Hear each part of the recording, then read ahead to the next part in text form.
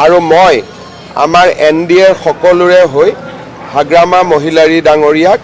ধন্যবাদ আৰু কৃতজ্ঞতা জনাইছোঁ। আমাৰ প্ৰচেষ্টা হ'ব যে আমি সকলোৱে লগ হৈ বড়োভূমিৰ প্ৰগতি, শান্তি আৰু সকলো শ্ৰেণীৰ জনগণৰ বড়োলেণ্ডত বাস কৰা সকলো শ্ৰেণীৰ জনগণৰ শান্তি, প্ৰগতি আৰু সমন্বয়ৰ বাবে কাম কৰাৰ অহা 2 এদিনতে BTC নৱনিৰ্বাচিত EM সকলৰ লগত আমাৰ মন্ত্ৰীসভাৰো বৈঠক হ'ব আৰু আমি সকলো প্ৰকাৰে BTCৰ উন্নয়নৰ বাবে আমি BPFৰ চৰকাৰখনক সহযোগিতা কৰিম। 2026 নিৰ্বাচনতো আমি এটা সমন্বিত ৰণকৌশল প্ৰস্তুত কৰিম, কাৰণ সকলোৱে প্ৰধানমন্ত্ৰী নৰেন্দ্ৰ মোদীৰ নেতৃত্বত এখন অসমত সুন্দৰ চৰকাৰ হোৱাটো বিচাৰে আৰু তাৰ বাবে পলিটিকেল দিশত বা কেনেকৈ কোন ক'ত উঠিব তাক যদিও আমি আলোচনা কৰা নাই, কিন্তু স্বাভাৱিকভাৱে 2026 নিৰ্বাচনৰ কথাও আমাৰ মনত আছে, আমাৰ নিশ্চয় চিন্তাত আছে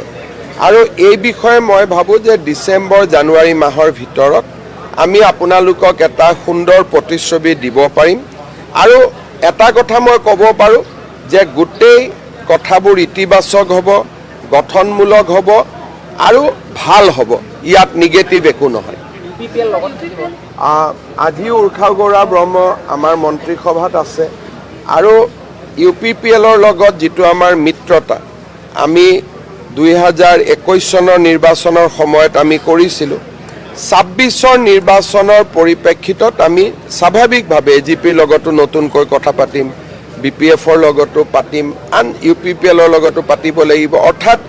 26 ৰণকৌশল এতিয়ালৈকে আমি প্ৰস্তুত কৰা নাই, কিন্তু নৱেম্বৰ ডিচেম্বৰ মাহৰ ভিতৰত স্বাভাৱিকতে আমি কথা পাতিবই লাগিব। গতিকে মই এটা এটাকৈ সৰু সৰু ষ্টেপ লৈ গৈ আছোঁ, কিন্তু এটা কথা আপোনালোকে মনত ৰাখিব যে হাগ্ৰামা মহিলাৰীৰ লগত মোৰ সম্পৰ্ক বহু দিনৰ। 2021 চনত কিবা এটা কথাৰ কাৰণে অকণমান এটা গেপ হৈছিলে, কিন্তু ঠিক তাৰ 3 মাহ পিছতে 2021 চনৰ মই মুখ্যমন্ত্ৰী হ'লোঁ মে' মাহত, ছেপ্টেম্বৰ অক্টোবৰ মাহত আমি আকৌ লগ হ'লোঁ, কথা পাতিলোঁ, তেওঁলোকে আমাক সমৰ্থন কৰিলে আৰু যোৱা 4.5 বছৰ চৰকাৰ চলোৱাত BPFে ফ্ল'ৰ কোঅৰ্ডিনেশ্যনৰ জৰিয়তে আমাক সদায় সহায় কৰি আহিছিলে। ৰাজ্যসভাৰ নিৰ্বাচনসমূহতো আমাকেই ভোট দিয়ে আৰু মই সদায় ব্যক্তিগত সম্পৰ্ক বজাই ৰাখিছিলোঁ আৰু তাৰ প্ৰতিফলন আজি আপোনালোকে দেখিছে আৰু এই গোটেই মন্ত্ৰীসভাৰ সম্প্ৰসাৰণত স্বাভাৱিকতে আমাৰ নেতৃত্ব, নতুন দিল্লীৰ নেতৃত্বৰো অনুমোদন আছে। গতিকে আমি সকলোৱে মিলিজুলি সমাজৰ উন্নয়নৰ বাবে একেলগে কাম কৰিম।